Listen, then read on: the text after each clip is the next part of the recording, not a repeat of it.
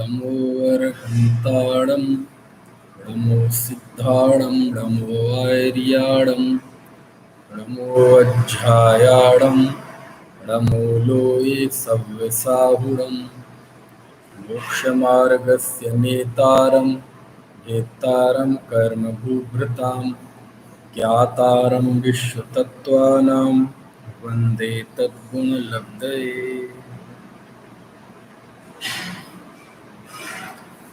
तत्वार्थ सूत्र तीसरा अध्याय।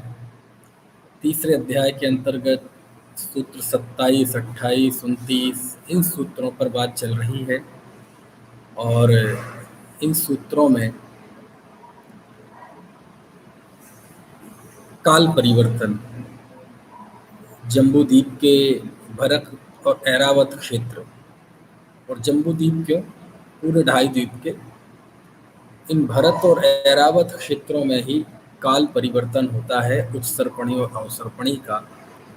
शेष भूमियों में जो जहाँ जैसी है, विदेह कर्म भूमि है तो हमेशा कर्म भूमि ही रहती है और हेमवत, हरि, रम्यक और हिरण्यवत ये चार भोग भूमियाँ हैं और देवकुरु, उत्तर कुरु ये भी भोग भूमियाँ हैं।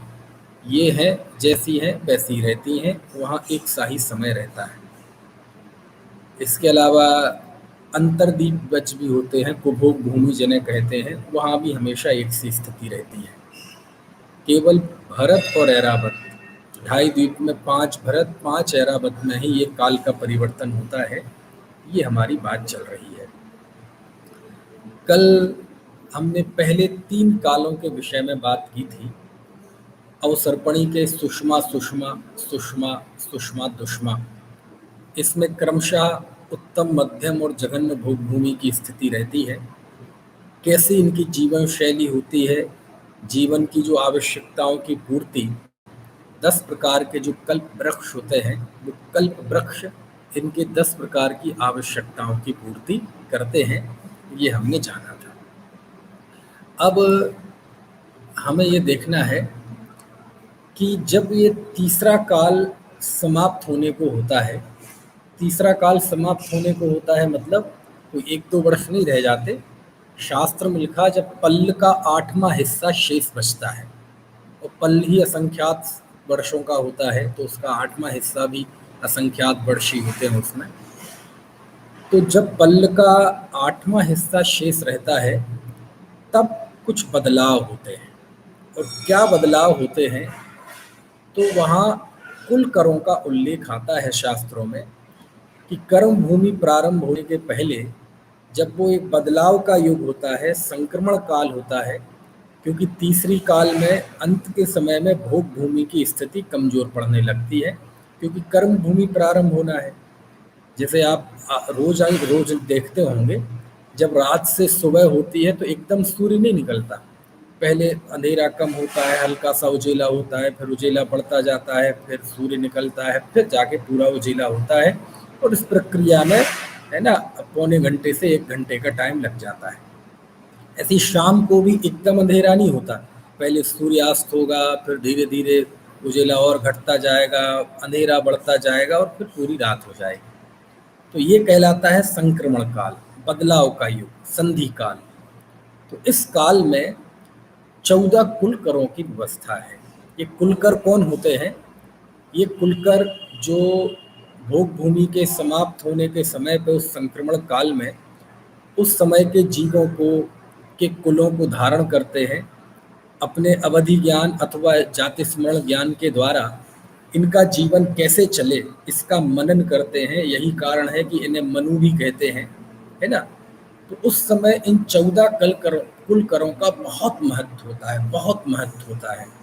कैसे महत्व होता है, तो कल मैंने आपको बताया था कि जब क्या कहते हैं, अंत में ऐसी स्थिति बनती है कि कल्प वृक्षों की शक्ति क्षीण होने लगती है और कल्प वृक्ष का जो प्रभाव है वो थोड़ा थोड़ा थोड़ा थोड़ा कम होने लगता है। और जब कम होता है तो फिर उन्हें तो आदत वही है, जैसे जिस व्यक्ति को महलों में और मर्सिडीज गाड़ी में और एसी में और बहुत सुख सुविधाओं में रहने की आदत हो, और अचानक उससे कहा जाए कि आप सिटी बस से सफ़र करो, आपको एसी नहीं मिलेगा, आप ऐसे ही सो, तो वो तो घबरा जाते हैं, ऐसा कैसे होगा, हम तो ज़िंदगी में कभी सोए नहीं।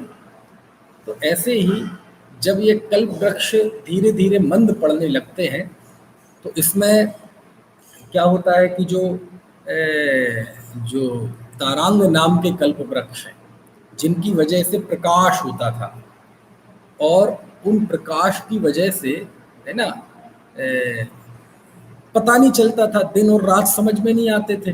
दिन रात के कारण तो होते थे, कारण मतलब ऊपर जो सूर्य अथवा चंद्रमा है, उनका गमन होने से ये तो दिन और रात तो होते थे ऊपर ही ऊपर, लेकिन इन ज्योतिरांग और तेजांग, ये जो ज्योतिरांग कहें तेजांग कहें एक ही बात है, तो ये जो ज्योतिरांग और तेजांग नाम के जो कल्प वृक्ष थे, इन कल्प वृक्षों का मंद प्रकाश पड़ गया, इनकी रोशनी कम हो गई। तो आप जानते ही हैं, आपके यहाँ भी घरों में ट्यूबलाइट लगे होंगे, एलईडी बल्ब लगे होंगे। शुरुआत में ये जैसी रोशनी देते हैं, ऐसी बाद में ज्यों ज्यों समय बीतता है इनकी रोशनी कम होती जाती है ना। हर चीज़ का ही ऐसा स्वभाव है, संसार का यही स्वभाव है, विचित्रताएं, चमक वाली चीज़ों का, है ना। तो ऐसे ही वो जो कल्प वृक्ष होते हैं, ज्योतिरांग नाम के, तेजांग नाम के, दोनों ही नाम मिलते हैं, तो उनका कार्य था वहाँ प्रकाश करना। तो वहाँ प्रकाश इतना जबरदस्त प्रकाश होता था कि उसकी वजह से पता ही नहीं चलता था, क्या नहीं पता चलता था कि यहाँ कोई रात भी है, यहाँ तो 24 घंटे 365 दिन रहता था। अब उसका प्रकाश कम हो गया, और प्रकाश कम होने से क्या हुआ कि वो चंद्रमा और सूर्य दिखाई दिए सबको। समझ में? पहले तो दिखाई नहीं देते थे, है ना। आज भी दिन में भी तारे रहते हैं, दिन में भी चंद्रमा रहता है, लेकिन सूर्य का प्रकाश ऐसा है ना, ये सब क्या कहते हैं, तारे, चंद्रमा का तो फिर भी वो चक्कर लगता रहता है, जो तारे हैं ये दिन में भी रहते हैं, लेकिन सूर्य का प्रकाश इतना तेज होता है कि वो दिखाई नहीं देते। आपने भी देखा होगा, जैसे दिन में सड़कों पे स्ट्रीट लाइट वगैरह जलती है, तो दिन में वो स्ट्रीट लाइट दिखाई नहीं देती, क्योंकि दिन में सूर्य का प्रकाश इतना तेज जलता है कि उसका कोई फर्क नहीं पड़ता। जब सूर्य ढल जाता है, रात होती है, तब मालूम पड़ता है कि वो स्ट्रीट लाइट जो है उसका महत्व क्या है, अथवा हमारे दीपक का, टॉर्च का महत्व क्या है। आप दिन में अपने मोबाइल की वो टॉर्च जलाना, पता ही नहीं चलेगा, है ना। और ये जिस अंधेरे में आप जो स्क्रीन साफ देख रहे हैं, इसे धूप में देखना तो दिखाई नहीं देगा, आपको कंट्रास्ट बढ़ाना पड़ेगा, ब्राइटनेस बढ़ानी पड़ेगी। तो कहने का आशय ये है कि जब वह तेजांग, है ना, ज्योतिरांग नाम के जो क्या कहते हैं कल्प वृक्ष थे, उनकी रोशनी धीमी हो गई, उनका जो प्रकाश था वो मंद हो गया, और जब उसका प्रकाश मंद हो गया तो सूर्य तारे दिखाई देने लगे, सूर्य चंद्रमा भी तारे नहीं। और जब सूर्य चंद्रमा दिखाई देने लगे तो ये लोग घबरा गए। कैसे घबरा गए? अब बेचारे वो भोग भूमि के भोले भाले जी, कभी जीवन में दुख देखा नहीं, है ना, बिल्कुल भोगों में मस्त रहते हैं, है ना, और घूमना फिरना, संगीत के द्वारा मनोरंजन करना, तो यही उनका जीवन होता है। तो अचानक जब उन्हें वो ऊपर सूर्य और चंद्रमा दिखते हैं तो ये डर जाते हैं। क्या डर जाते हैं? ओ भगवान, ये क्या हो गया, ये क्या हो गया। मतलब उन्हें ऐसा भय, भोले होते हैं ना बेचारे, बच्चों की तरह बिल्कुल, जैसे हमारे आपके बच्चे होते हैं ना छोटे, बिल्कुल भोले भाले, ऐसे भोले भाले होते हैं। तो वो डर जाते हैं कि अरे ये कौन है, ये कौन है, ऐसा तो नहीं कि ये ऊपर से गिर जाए, मर जाए, विध्वंस हो जाए। कुछ भी इस तरह की असत कल्पनाएं उनके मन में आती है, और वो बेचारे भोले भाले जी भयभीत हो जाते हैं, बहुत डर लगने लगता है, उन्हें भी पता नहीं कौन है आपस में। तो जब ऐसे भयभीत होते हैं तो उस समय एक कुलकर होते हैं, प्रतिश्रुति नाम के कुलकर। ये भोग भूमि के ही जीव होते हैं, लेकिन ये कुछ खास तरह के जीव होते हैं कुलकर। 14 इनकी संख्या कही गई है कि ये सब ऐसे जीव होते हैं कि जिन्होंने पिछले जन्म में मनुष्य गति बांध ली थी, मनुष्य आयु बांध ली थी। और मनुष्य आयु बांधने के बाद इन जीवों को सम्यक दर्शन की प्राप्ति हुई। ठीक है, अब सम्यक दर्शन सहित तो मनुष्य आयु बंधती नहीं है, लेकिन पहले बांध ली हो तो क्या होगा, जो पहले बांध ली हो तो मनुष्य आयु तो अब भोगनी पड़ेगी। तो बाद में फिर सम्यक दर्शन हुआ तो ये सभी जीव वहाँ भोग भूमि में पैदा हुए। ये वर्णन आता है इस अवसर्पणी काल के 14 जो कुलकर हैं उसके विवेचन में कि ये सब सम्यक दृष्टि थे, है ना, और लेकिन पहले उन्होंने आयु बंद कर ली तो अब ये भोग भूमि में पैदा हुए हैं। वो बहुत महान पुरुष होते हैं, ये कुलकर बहुत महान माने गए हैं। और ये अब यहाँ आकर कोई किसी को अवधि ज्ञान होता है, किसी को जाति स्मरण होता है, तो ये इसके द्वारा ये बहुत प्रबुद्ध होते हैं, इनको बहुत जानकारी और ज्ञान होता है, क्योंकि अवधि ज्ञान और जाति स्मरण के द्वारा ये बहुत कुछ जान लेते हैं। तो एक प्रतिश्रुति नाम के कुलकर हैं, है ना, तो वो सबको समझाते हैं कि भैया ये जो सूर्य और चंद्रमा है ये ज्योतिष्क देवों के विमान हैं, ये कोई ऐसे विध्वंसक नहीं है, ये हमें कोई हानि नहीं पहुंचा पाएंगे। तो अब तक कहाँ थे, बोले अब तक ये तेजांग अथवा ज्योतिरांग नाम के जो कल्प वृक्ष थे, इनका प्रकाश इतना तेज था कि हमें दिखाई नहीं देते थे।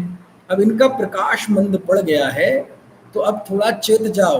पहले तो ये बात ध्यान रखो कि अब धीरे धीरे ये परिस्थिति ऐसी नहीं रहेगी, अब ये गिरावट का दौर है। अब ये हमारे हाथों से जो सुख सुविधाएं हैं ये धीरे धीरे छिनती जाएंगी। हमारे जो आराम तलब जिंदगी है, ऐशो आराम वाली जिंदगी है, ये धीरे धीरे अब कम होती जाएगी और उसकी शुरुआत हो गई है। ये प्रकाश इसका मंद पड़ गया है। ये पहले भी थे सूर्य चंद्रमा, लेकिन दिखाई नहीं देते थे, और इनसे घबराने की जरूरत नहीं है।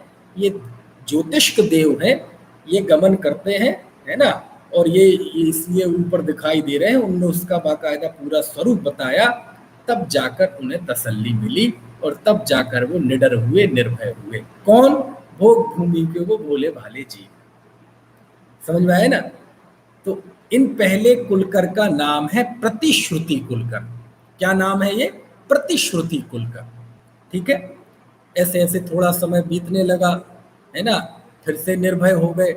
लेकिन एक समय ऐसे आना लगा कि अभी कम से कम प्रकाश तो होता था, प्रकाश भी होता था और सूर्य और चंद्रमा दिखाई भी देते थे, लेकिन ऐसा अंधेरा नहीं होता था।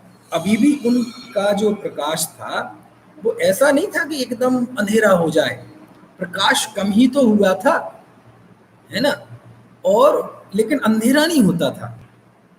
फिर स्थिति समय ने फिर करवट ली, क्योंकि इस समय हमेशा एक सा नहीं होता। समझ में आए ना, उतार चढ़ाव होते रहते हैं। जैसे हमारे जीवन में उतार चढ़ाव होते हैं, ऐसे समय में उतार चढ़ाव होता है, उत्सर्पणी अवसर्पणी, है ना। तो क्या हुआ कि सूर्य अस्त होने लगा। तो सूर्य अस्त पहले भी होता था, लेकिन किस पता नहीं चलता था।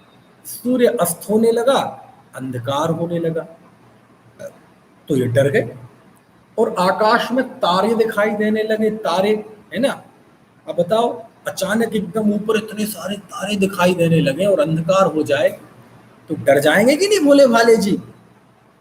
और भोले भाले क्या, अनेक जीव तो आज भी अंधकार से डरते हैं, बड़े बड़े डरते हैं। समझ में आया ना। हमारी बिटिया है, वो जब रात में सोते हो लाइट बंद कर देते हैं तो वो कहती लाइट जलाओ, उसे ज्यादा प्रकाश चाहिए, डर लगता है अंधकार से। होते ना बच्चे, बड़ों तक को लगता है। ऐसे ऐसे होते हैं कि अपने ही घर में दूसरे कमरे में कहा जाए उस कमरे में से कुछ उठा ला और अंधेरा है तो वो जाते नहीं, डरते। तो स्वाभाविक तौर से व्यक्ति अंधेरे से डरता है, ऊंचाई से डरता है, सांपों से डरता है, स्वाभाविक तौर पर। अब कोई ज्यादा ही निडर हो तो बात अलग है, लेकिन आम तौर पर सभी सांप से, ऊंचाई से, अंधकार से डरते हैं, है ना। आप रात में आ रहे हो तो लाइट चली जाए और सुनसान हो तो डर रहेंगे। उजेला हो तो कोई बात नहीं, है ना, उजेला हो तो सुनसान होने का डर लगेगा, और कदाचित सुनसान होने का डर ना लगे और एकदम लाइट चली जाए, धत अंधेरा, तो डर लगेगा। तो ऐसे ही वहां जब सूर्य अस्त होने लगा तो रात तो घबराने लगे और वो तारों की पंक्ति दिखाई देवे, वो तारे दिखाई दे आसमान पे, तो उन्हें लगा ये क्या है, ये क्या है, ये क्या है। क्योंकि आज के लोगों का कॉन्सेप्ट नहीं था, नहीं तो वे कहते कोई उन्होंने ऐसे बम तो नहीं गिरने वाले हैं, कोई शोले तो नहीं गिरने वाले हैं, जैसे अभी वहाँ इजराइल ने बरसाए थे क्या था वो, हमास पे, समझ में आए ना।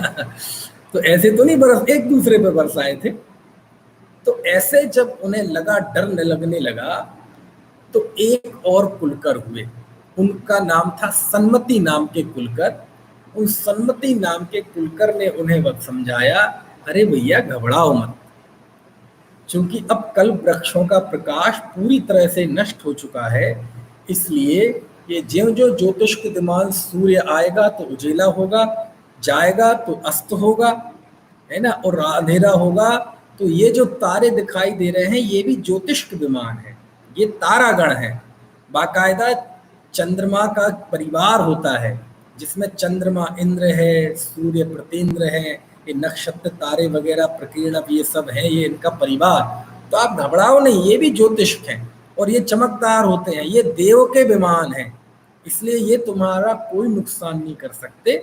ऐसा जब उन्हें समझाया, तब उन भोले भाले जीवों को थोड़ी सी तसल्ली हुई, तब उनका जीवन फिर से निर्भय हुआ और फिर से वो शांत हो गए। तो उन कुलकर का नाम था सन्मति, समझ में आया ना। तो दो कुलकर हो गए, प्रतिश्रुति कुलकर और सन्मति कुलकर।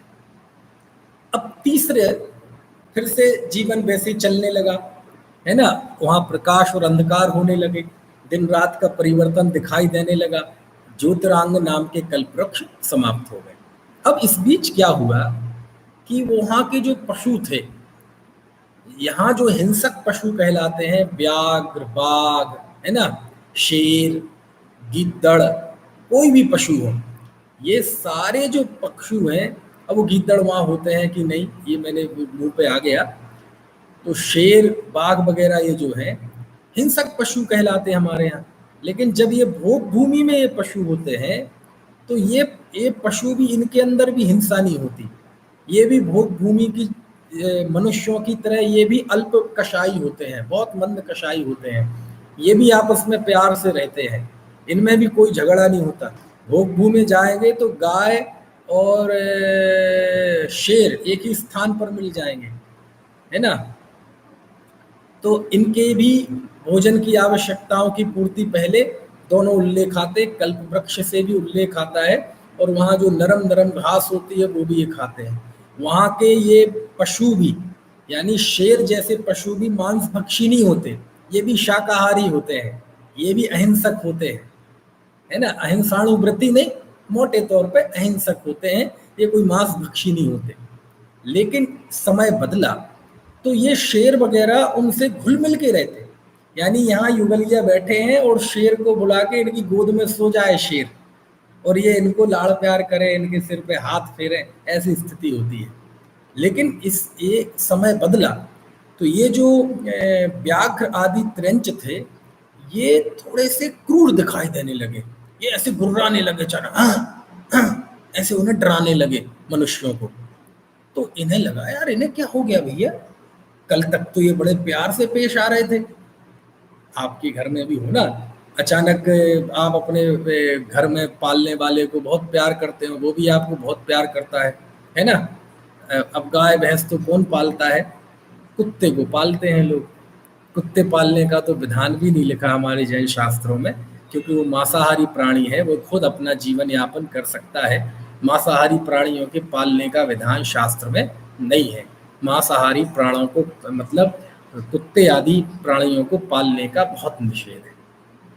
अभी एक हमारे परिचित में कुत्ता मर गया उनके घर में, तो उनने पूछा कि भाई साहब बताइए कुत्ते मरने का क्या सूतक लगता है, कितने दिन का सूतक लगता है। तो मैंने कहा भैया हमारे गाय भैंस वगैरह की तो उल्लेख आते हैं, और इनको मर जाए तो ये एक दिन का सूतक लगता है उस घर में, लेकिन कुत्ते का तो सच है कि कुत्ते का तो मरना क्या, इसके जिंदा रहने में भी सूतक लगता है। आपके घर में यदि है ना, तो आपके घर में तो रोज ही सूतक है, समझ लो, है ना।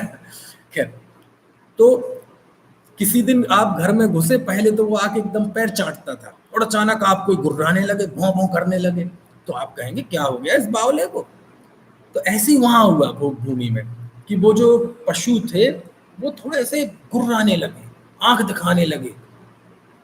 समझ में आया ना। तो कैसे पशु कैसे आपको आंखें दिखाते हैं, गुर्राते हैं, है ना। तो आप समझते हैं, हम सब परिचित हैं, है ना, क्योंकि हमने पशुओं का गुर्राना गुस्से में भले ही ना देखा हो, लेकिन इंसान एक दूसरे को तो गुस्सा करते देखा है ना। तो वो डर गए कि अचानक असंख्यात वर्ष बीत गए। अब तक ये बड़ी तमीज से और प्यार से पेश आते थे, बिल्कुल शर्मीले से गोद में आके बैठ जाते थे, हम इनको खिलाते थे, बच्चों की तरह खेलते थे इनके साथ। अचानक ये एकदम क्रूर से दिखाई देने लगे, तो ये घबरा गए, है ना। अब ये जब घबरा गए तो उस समय एक क्षेमंकर नाम के कुलकर हुए, तीसरे कुलकर। इन्होंने जाना कि ये सब क्या माजरा है, तो उनने सब फिर लोगों को बताया कि अरे सुनो सुनो सुनो, धैर्य धारण करो। क्या धैर्य धारण करो? देखो अब समय वैसा नहीं रहा, अब समय परिवर्तित हो गया है, माहौल अब बदल गया है। अब ये इनसे थोड़ा दूर रहो, अब इनके अंदर क्रूरता का भाव आ रहा है, और अब इनसे दूर रहो। अब इनके गले में हाथ डाल के मत घूमो, इन्हें गोद में मत बिठाओ, इनके सिर पे हाथ मत पुचकारो, इनसे दूर रहो। समझ में आया ना। तो इनसे दूर रहने का उन्होंने बोले, इन पे अब यकीन मत करो, विश्वास मत करो कि ये तुम्हें डराएंगे नहीं, इनसे थोड़ी दूरी बना के रखो, इनसे पहले जैसे मत रहो। तो ये उन्होंने उन्हें उपदेश दिया, इसलिए, है ना, उनका नाम था क्षेमंकर नाम के कुलकर। ठीक है। चलिए, लेकिन धीरे धीरे परिस्थिति और बदल गई। ये जो व्याघ्र आदि पशु थे, ये मनुष्यों को हानि पहुंचाने लगे। समझ में आया ना। अभी तक तो गुर्राते ही थे, अभी तक तो वो डराते ही थे, अब ये मनुष्यों को हानि पहुंचाने लगे, इन्हें छेदन भेदन करने लगे। समझ में आया ना। इन्हें भक्षण करने लगे। मारना तो नहीं कह सकते, क्योंकि वहाँ ऐसा आयु का अपवर्तन नहीं होता, लेकिन ये भक्षण करने लगे, मारने लगे, उन्हें नोचने लगे, उनको हानि पहुंचाने लगे। तो ये तो डर गए, अरे भगवान इनका क्या करें। समझ में आया ना। भयभीत भयभीत रहने लगे। अब बोले वाले जी, समझ में आया है, तो हमारे तरह इनके पास अस्त्र शस्त्र नहीं, इनसे कैसे बचना ये इनका पता नहीं। समझ में आया ना। तो क्या करें। तो जब ये बहुत डर गए, बहुत भयभीत हो गए, तो भगवान बचाओ क्या करें। तब उस समय एक क्षेमंधर नाम के चौथे कुलकर हुए, उन्होंने इन्हें समझाया, अब भैया तुम अपनी सुरक्षा करो, हाथ, है ना, अपनी रक्षा करने के लिए शस्त्र रखो, डंडे वगैरह साथ में रखो। क्यों? क्योंकि यदि ये हमला करेंगे तो अब आपको अपनी आत्मरक्षा करनी पड़ेगी। अभी तक आत्मरक्षा नहीं करनी पड़ती थी, क्योंकि ऐसा कोई खतरा ही नहीं था। अब आपको आत्मरक्षा करनी पड़ेगी। यदि ये, देखो, मनुष्य मनुष्य पर अभी भी हमला नहीं कर रहा है। अभी किसके हमले की बात आई? पशु के हमले की। अभी समय बीतेगा तो मनुष्य मनुष्य पर भी हमला करेगा, लेकिन सब शनई शनई, धीरे धीरे, रफ्ता रफ्ता ये परिवर्तन हो रहा है। समझ में आ रही है बात है उमाकांत जी? है, ये है काल का परिवर्तन। देखो, तो क्षेमंदर नाम के कुलकर ने ये समझाया कि भैया अब अपनी रक्षा करो, डंडा वगैरह साथ में रखो, शस्त्र वगैरह साथ में रखो, अपनी रक्षा के लिए। इन्हें मारना नहीं है, मारने का भाव उनको नहीं था। भोग भूमि के जीव के ऐसे हिंसा के भाव नहीं होते, लेकिन आत्मरक्षा का भाव उन्हें आया कि हमें अपनी आत्मरक्षा करना है। दंड आदि रखने का उपदेश सिखाया इन्होंने। और ये पांचवें चौथे कुलकर थे। इन कुलकर का नाम था क्या? क्षेमंधर कुलकर। समझ में आया ना? यहां तक समझ में आ गया? हाँ जी या ना जी? चारों कुलकरों का काम। पहले कुलकर के सामने वो सूर्य चंद्रमा दिखने लगे थे तो वो समझाया, दूसरे के सामने अंधकार और तारे दिखने लगे तो वो समझाया, तीसरे ने जो पशु वगैरह गुर्राने लगे थे, दहाड़ने लगे थे, तो उनका बताया कि इन पे यकीन ना करो, दूर रहो। और चौथे, ये खाने लगे थे, हानि पहुंचाने लगे थे, तो इनसे रक्षा के उपाय बताए कि अपने पास जीवनोपयोगी, जिससे आपका जीवन है ना बच सके, नुकसान ना हो, तो आप शस्त्र वगैरह, डंडा वगैरह आप साथ में रखें, मारने के लिए नहीं, मारने के लिए नहीं, काय के लिए? अपनी रक्षा के लिए। मारने का क्या काम? अरे अरे, ये तो भोग भूमि है। हम आप भी जब रखते हैं कोई काम, तो केवल अपनी रक्षा के लिए चीजों का इस्तेमाल करना चाहिए, किसी को मारने के लिए नहीं, आत्मरक्षा में स्वयं। क्योंकि सम्यक दृष्टि के भी जो अहिंसाणु व्रत होता है, उसमें संकल्प हिंसा का तो त्याग होता है, लेकिन विरोधी हिंसा का त्याग नहीं होता। तो अपने सेल्फ डिफेंस में, आत्मरक्षा में वह जीव शस्त्र उठाता है। तो वहां भी वो आत्मरक्षा में ही है, मारेंगे नहीं। ऐसा भी नहीं कि जबरदस्ती वो खड़ा है कहीं वहां शेर और व्याघ्र, तो जाके मारने लगे। जैसे हमारे यहाँ सांप दिखेगा तो लोग छोड़ते नहीं है ना, तो ऐसा नहीं करते हैं। तो वो आप पे हमला करे तो हम रक्षा करेंगे। अब हमला नहीं कर रहा है और वो बैठा है और जाके पीछे से तलवार घुसेड़ दे, ऐसा नहीं। समझ में आया? चलिए, अब और समय बदला, लोग चौकन्ने रहने लगे पशुओं से, इन जानवरों से, है ना। और जब ऐसा होने लगा तो थोड़ा और समय बदला। कल्प वृक्षों की शक्ति क्षीण होने लगी, कल्प वृक्ष कम फल देने लगे, ठीक है ना। और जब कम फल देने लगे, तो जो कल्प वृक्षों से मांगने वाले जो जीव थे, इनमें आपस में झगड़ा होने लगा। समझ में आया ना? झगड़ा होने लगा। आपने कभी देखा होगा कि कहीं शादी ब्याह में, कहीं दावत में एकदम बहुत सारे स्टॉल हों और खाने वाले कम हों, तो आराम से लोग भोजन करते रहते हैं। और स्टॉल कम हो और भीड़ ज़्यादा हो, तो फिर एक एक स्टॉल पे 10-10 लोग। समझ में आए ना? और वो जो क्या कह लेते, तंदूरी रोटी के यहाँ तो ऐसी भीड़ होती है, ऐसी भीड़ होती है कि आप समझ लो बड़े बड़े करोड़पति को यदि भिखारियों की मुद्रा में देखना हो, तो आप वहां जाके देख लो, ऐसी थाली लिए रहेंगे, अरे भाई रखना। समझाए ना? तो वहां जाके बड़े बड़े करोड़पति वहां भिखारी बन जाते हैं। बन जाते कि नहीं, कि हाथ में डिश लेके। अब बाजार में तो आपने भिखारी देखे होंगे, है ना, लेकिन वहां वो दावतों में भिखारी बन जाते हैं। बन जाते कि नहीं? और लाइन में, और कई बार धक्का मुक्की तक हो जाती है। और धक्का मुक्की में किसी की प्लेट का खाना उस पर गिर जाए तो वहीं कलह हो जाए कि नहीं। गरम गरम वो 4-5 रोटी आके रखी, 4-5 रोटी आके रखी, उम्मीदवार 10 होते हैं, रोटी 5 होते हैं, तो सब धक्का मुक्की करके, हाँ भाई इसमें डाल, इसमें डाल। पंच कल्याण शिविरों वगैरह में देखा होगा, खास तौर पर जनरल भोजनालय में। तो ऐसे ही जब कल्प वृक्षों का फल भी कम होने लगा, उनकी फल देने की सामर्थ्य भी कम हो गई, तो उनके स्वामित्व, जो स्वामी थे, उनमें आपस में झगड़ा होने लगा। समझ में आया ना? तो उस समय एक सीमंकर नाम के कुलकर हुए। तो उन्होंने क्या किया कि भैया सबकी सीमाएं बांध दी। क्या सीमाएं बांध दी? कि ज़्यादा भीड़ होने लगे तो कहेंगे भैया महिलाएं वहाँ, पुरुष वहाँ भोजनालय में, ऐसा कर देते हैं ना, है। तो ऐसे ही वहाँ बांध दी कि इस क्षेत्र वाले इन कल्प वृक्षों से सामान लेंगे, इन क्षेत्र वाले इन कल्प वृक्षों से सामान लेंगे। तो सीमाएं बांध दी, और सीमाएं बांधने के कारण, है ना, फिर से थोड़ी सी शांति व्यवस्था स्थापित हो गई। और उन जो कुलकर का नाम था वो था सीमंकर।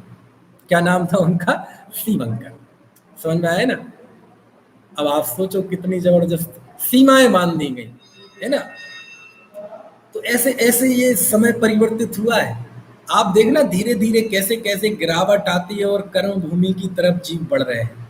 तो 5 कुलकर हो गए, समय और बीता, कल्प वृक्षों की शक्ति और क्षीण होने लगी, बहुत क्षीण हो गई। तो फिर कलह बढ़ गई।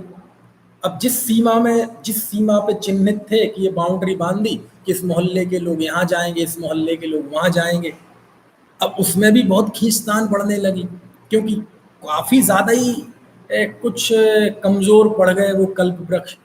तो जब परस्पर झगड़ा होने लगा, कलह और बढ़ गई, तो फिर उन कल्प वृक्षों को चिन्हित कर दिया गया कि ये कल्प वृक्ष के स्वामी ये हैं, इस कल्प वृक्ष के स्वामी ये हैं, आपस में झगड़ो मत। तो वो जिन कुलकर ने किया था वो कुलकर कहलाए सीमंधर, छठवें कुलकर सीमंधर। उन्होंने उन कल्प वृक्षों को चिन्हित कर दिया और उनके स्वामित्व का विभाजन कर दिया, यानी कल्प वृक्षों का एक तरह से क्या कहें, बैनामा कर दिया, रजिस्ट्री कर दी, ताकि झगड़े नहीं। समझ में आया ना? ऐसे तो जैसे तैसे वो तो समय जो जो परिवर्तित होता है, समय की जो जो मांग होती है, अपने आप कुदरत में वो व्यवस्था होती है। कैसे होती है वो आप देख रहे हैं, अपने आप जीवों के कोई ना कोई रास्ता निकालते हैं। आवश्यकता आविष्कार की जननी है, और जब परस्पर झगड़ा बढ़ गया तो झगड़े को दूर करने वाले ये कुलकर भी पैदा हो गए। तो छठवें सीमंदर नाम के कुलकर का यही काम था। ठीक है, अब हुआ ये कि अब स्वाभाविक है जब कल्प वृक्ष चिन्हित हो गए कि यहाँ के लोग, ये जीव, ये कुल इस उसके पास जाएंगे, तो अब स्वाभाविक है गमनागमन के लिए साधन चाहिए, कैसे जाएं? समझ में आया ना? ऐसा तो है नहीं कि जहां खड़े हो वहीं कल्प वृक्ष है। कल्प वृक्ष भी अपने एक सुनिश्चित स्थान पर होते हैं। ठीक है, तो पहले तो हम किसी भी कल्प वृक्ष पे चले जाते थे, भोजन आहार मतलब कोई भी वस्तु मांगनी है, अब सुनिश्चित कर दिया है। जैसे आजकल नहीं हो रहा, वैक्सीन सेंटर तो हो सकता है आपके घर के पास में ही हो, लेकिन आपको स्लॉट मिला मोदीपुरम का, स्लॉट मिला आपको प्रतापपुर का, तो क्या करेंगे? अब पैदल तो जाएंगे नहीं मोदीपुरम 12 किलोमीटर, तो आप क्या करेंगे? आप बाइक से जाएंगे, कार से जाएंगे, और वो नहीं हो तो आप अपने साधन करेंगे, टैक्सी करेंगे, ई रिक्शा करेंगे, कुछ भी करेंगे। तो ऐसे ही जब उनके कल्प वृक्षों का स्वामित्व सुनिश्चित कर दिया गया, तो अब वहां आवागमन कैसे करें, जाना आना कैसे करें? तो उस समय एक बिमल वाहन नाम के कुलकर हुए। कल मैंने इनका जिक्र किया था, बिमल वाहन नाम के कुलकर। इन बिमल वाहन नाम के कुलकर, इनके नाम में लगा ना वाहन, ये सबके जो काम था उसी अनुसार इनका नाम है। क्षयमंकर, क्षयमंधर, सीमंकर, सीमंधर, है ना? तो बिमल वाहन नाम के कुलकर ने, है ना, इन्हें पशुओं का, जो हाथी घोड़े वगैरह थे, इनकी सवारी सिखाई कि भाई इनकी सवारी करो, इनकी सवारी और इनका वाहन वगैरह बताए, वाहन के प्रयोग, है ना? तो वाहनों का प्रयोग करके बताया, गाड़ियों के प्रयोग करना सिखाए, है ना, कैसे इनको चलाना। तो इन कुलकर का नाम है विमल वाहन। क्या नाम है? विमल वाहन। यानी आप ये कह सकते हैं कि कोई कहे कि जैसे हमारे यहाँ आविष्कार होता है ना कि कंप्यूटर का आविष्कार किसने किया, रेडियो का आविष्कार किसने किया, है ना? ऐसे यदि हमारे इतिहास में जाया जाए, पुराणों में जाया जाए और पूछा जाए कि वाहन का आविष्कार किसने किया, तो वाहन का आविष्कार किया इस युग में इन विमल वाहन नाम के कुलकर ने। समझ में आया ना? ठीक है, तो इस तरह से ये 7वें नंबर के विमल वाहन हुए, है ना? चलिए, तो ये विनीत जी पूछ रहे हैं एक कुलकर का समय कितना होता है। ये कुलकर चूंकि भोग भूमि के जीव हैं, तो जहां भोग भूमि के जीव की जितनी आयु रहती है उतनी आयु इनकी रहती है। अब ये चूंकि तीसरे समय के हैं, तीसरे काल के, तो इन सबकी एक पल्योपम आयु रहती। आगे के सूत्र में आए है इनकी आयु, एक पल्योपम इनकी आयु रहती है। आम जो दूसरे भोग भूमि के जीव होते हैं उतनी आयु इनकी रहती है। ये खास किस बात में होते हैं कि चूंकि ये बहुत ज्ञानी होते हैं, इनको अवधि ज्ञान अथवा जाति स्मरण ज्ञान के द्वारा ये सब जान लेते हैं। सारा जन्म से नहीं पता हो ये सूर्य चंद्रमा नक्षत्र आदि सब, ऐसा नहीं है, इन्हें भी ज्ञान होता है, तो वो दूसरों को समझा देते हैं कि भैया चिंता ना, मुझे पता चला है, मैंने अपने ज्ञान से जाना है कि अब समय खराब आ रहा है, अब तुम अपनी सुरक्षा करना शुरू कर दो। समझ में आए ना? तो उनकी आयु उतनी होती है। तो एक बार जब सिखा दी, तो जैसे मान लीजिए आज की विज्ञान के हिसाब से कहें कि मैडम क्यूरी ने रेडियम का आविष्कार कर दिया, तो रेडियम का आविष्कार करने के बाद मैडम क्यूरी का क्या हुआ? कुछ नहीं, बाकी वो रही अपना उसका जितना जीवन था, लेकिन उसका स्मरण किया जाता है काय का? रेडियम का आविष्कार करने के लिए। ठीक है ना? तो नहीं, रेडियम का आविष्कार ठीक है। अब मान लीजिए और कोई आविष्कार ले लो, रेडियो का आविष्कार मार्कोनी ने किया है, लिफ्ट का आविष्कार ओटिस ने किया, तो आविष्कार करने के बाद इनका जीवन चलता रहा जैसा आम चलता है। तो ऐसे ही इन्होंने ये सिखाया, बताया लोगों को। बाद में इनका क्या हुआ? ये वहां के जीव तो थे ही, वहां के निवासी तो थे ही, है ना, तो बाकी उनका जीवन चलता रहा। लेकिन ये बड़े खास होते हैं, सम्यक दृष्टि होते हैं, समझ में आया ना? पिछले जन्म के आए हुए, कर्म भूमि से आए हुए होते हैं, है ना, ऐसे। और बड़ा बहुमान, बहुत महत्व बताया गया है कुलकरों का हमारे शास्त्रों में। तो ये 7 कुलकरों का हो गया। इसके बाद क्या हुआ कि ये जो अब तक जो था, अभी तक भोग भूमि के जीव अपने संतान का मुंह नहीं देखते थे, ठीक है, और बस वहां डिलीवरी हुई और संतान हुई, दोनों युगलिया, और इनकी मौत हो जाती थी, है ना। इन्हें एक को छींक आती थी, एक को छींक तो जानते हैं, और एक को बासी आती थी ऐसे, और बस उनकी मौत हो जाती थी। समझ में आए ना? अब समय बदला तो ये उनको वो बच्चे दिख गए, इन्हें दिखने लगे, पैदा हुए और बच्चों को देखा तो भयभीत हो गया, हाँ ये क्या है बवाल। समझ में आया ना? ये कहां से आ गए छोटे छोटे, जो भी ना, तो वो डरने लगे, भयभीत होने लगे, है ना। पहले तो दिखते ही नहीं थे, तो उस तरह की डर भी नहीं लगता था। अब जब वो पैदा होके उन्हें दिखने लगे तो उस समय एक चक्षुष्मान नाम के कुलकर हुए। चक्षुष्मान नाम के कुलकर ने उन्हें ये समझाया कि भैया घबराओ नहीं, ये तुम्हारी संतान है, आप इनके माँ बाप हो, ये आपके बेटे बेटी हैं, इसलिए डरो मत, ये आपको कोई नुकसान नहीं पहुंचाएंगे, ये आपको कोई हानि नहीं पहुंचाएंगे। तो वो जो कुलकर थे वो कहलाए चक्षुष्मान कुलकर। ठीक है। फिर क्या हुआ कि धीरे धीरे और समय बीता। अभी वो मुंह तो देखने लगे थे, लेकिन मुंह देखने के कुछ समय जल्दी वो मर जाते थे। अब धीरे धीरे थोड़ा समय ज्यादा मिलने लगा, यानी वो पैदा भी हो गए और माँ बाप भी थोड़े जिंदा रहने लगे। केवल मुंह देखने के लिए नहीं, डर डर तो चला गया, क्योंकि वो चाक्षुष्मान कुलकर ने समझा दिया कि ये तुम्हारे बेटे हैं, इनसे तुम डरो मत, तुम्हारी पुत्र पुत्री हैं, डरो मत, है ना। लेकिन थोड़ा और उनका जीवन चलने लगा। तो फिर अब काम कैसे चलाएं? तो उस समय एक यशस्वी नाम के सीमंकर, यशस्वी नाम के कुलकर हुए। उन्होंने ये समझाया कि भैया बालकों का नामकरण रखो, बालकों के नामकरण की शिक्षा दी। यानी इस युग में नामकरण की विधि किसी ने चलाई तो यशस्वी नाम के कुलकर ने चलाई। इन्होंने कहा कि अब इनका नाम, पहले मालूम क्या होता था? पहले इनका आपस में कोई नाम वाम नहीं होता था। पुरुष का नाम होता था आर्य और स्त्री का को बोलते थे आर्या, नाम नहीं होते थे, ये उनके संबोधन होते थे, है ना। बोलते थे एक दूसरे को हे आर्य, आर्या, आर्य, आर्या, ये संबोधन होता था।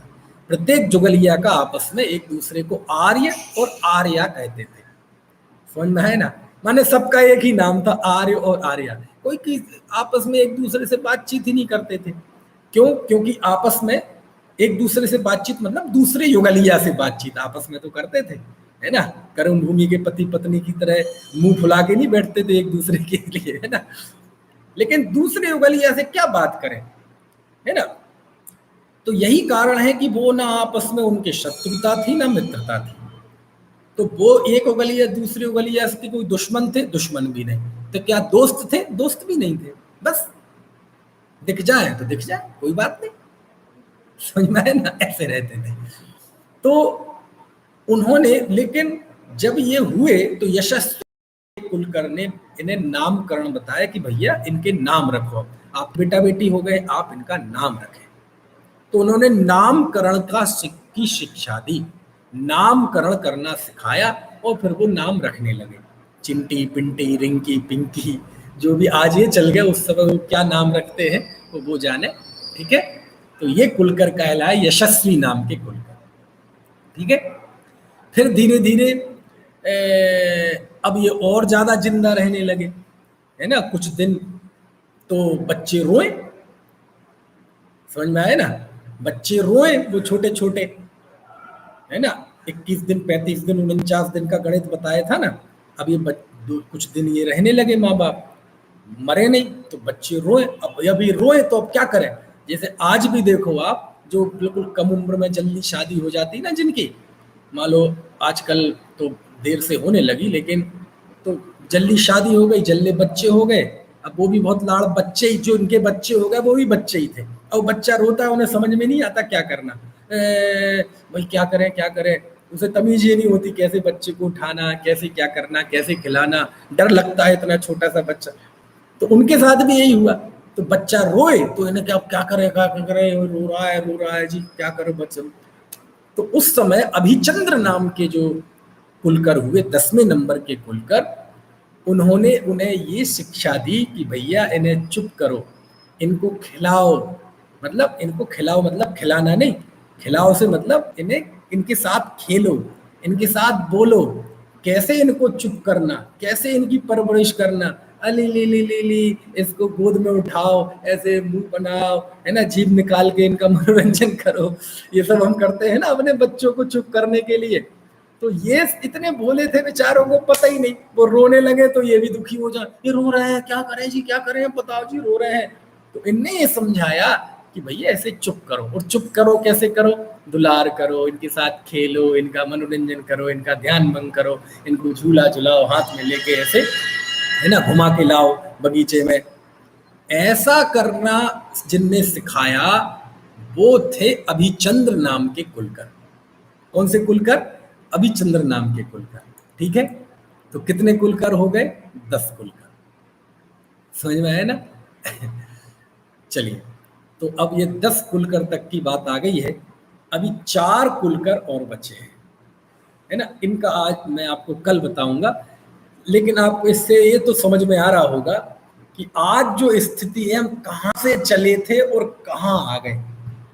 समझ आया ना, कहाँ से चले थे और कहाँ आ गए, और आगे क्या होने वाला है वो शास्त्रों में सब लिखा है। तो वो पढ़ के आपको आश्चर्य नहीं होना चाहिए, क्यों कैसे कैसे गिरावट आती गई, हमारे मूल्यों में गिरावट आती गई, हमारे आपस के व्यवहार में गिरावट आती गई, तो वो सब आपको पढ़ने मिलेगा। तो 10वें कुलकर तक ये बात हुई। भगवान ऋषभदेव, यानी राजा ऋषभदेव के जो पिता थे ना, नाभि राय, वो भी कुलकर थे, और वो अंतिम कुलकर थे। समझ में आए ना, अंतिम कुलकर थे नाभि राय, यानी ऋषभदेव कुलकर के बेटे थे, भोग भूमि के जीव के बेटे थे। अरे उन्हें तो मोक्ष भी भोग भूमि के काल में ही हुआ, तीसरे काल में। समझ में है ना? चलो, तो यहाँ तक बात आ गई। अब इसके आगे कैसे और आगे हम कर्म भूमि की तरफ बढ़ते हैं, तो इस बड़ी रोचक और ज्ञानवर्धक चर्चा है ना, वो चर्चा हम अब कल करेंगे। अभी का समय